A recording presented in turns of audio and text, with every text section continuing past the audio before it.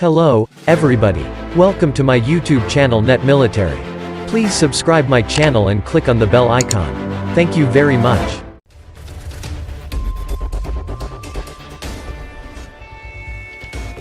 Revival of the diplomatic row over Sabah, the territory in northern Borneo controlled by Malaysia but claimed by the Philippines, underscores that the dispute is far from over.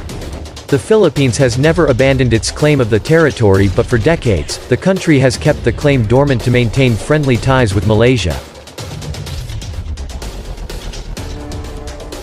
In the 17th and 18th centuries, parts of Sabah were ruled by the Sulu Sultanate. In 1878, the Sultanate handed the territory over to a British colonial company to carry out explorations. The Philippines has claimed that the territory was only leased to the British company and not ceded.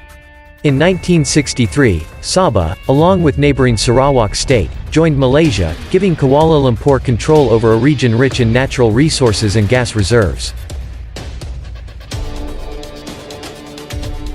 It is unlikely that Malaysia is going to give up its claim or control of the territory under any circumstances. Regionally, ASEAN may intervene in the Sabah crisis if the situation escalates in the coming months.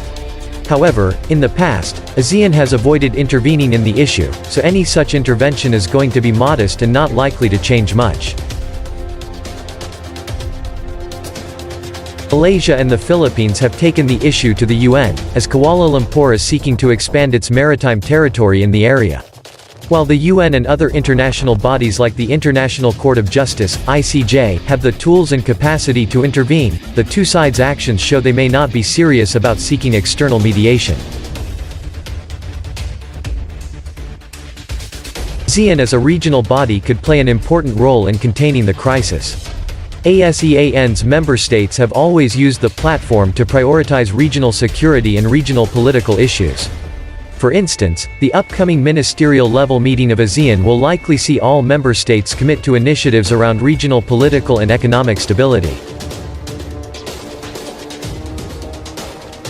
Confrontation between Malaysia and the Philippines over Sabah may get the attention of the forum, but if so, it will not be public or communicated via official policy documents. Rather, communications will be discreet, behind the closed doors. For most ASEAN members, Sabah is a bilateral issue between the Philippines and Malaysia. In the past, ASEAN has refrained from interfering in bilateral issues within the region.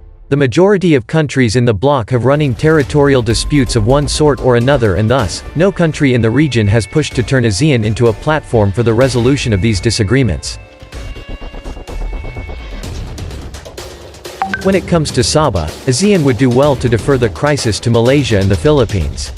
An article published by the Singapore Institute of International Affairs, SIIA, notes that ASEAN lacks specialized tools and personnel to broker peace and prevent conflicts from escalating. The group more often puts problems like the Sabah question on hold for many years, rather than resolve the dispute once and for all. For ASEAN member states, national interests and domestic politics come before regional unity and integration. Mong Palatino, a former member of the Filipino legislature, describes the situation aptly when he argues that each member nation views its association with ASEAN as a means to pursue its national interests. Sacrificing the national agenda to realize the regional good is largely an alien concept to ASEAN members.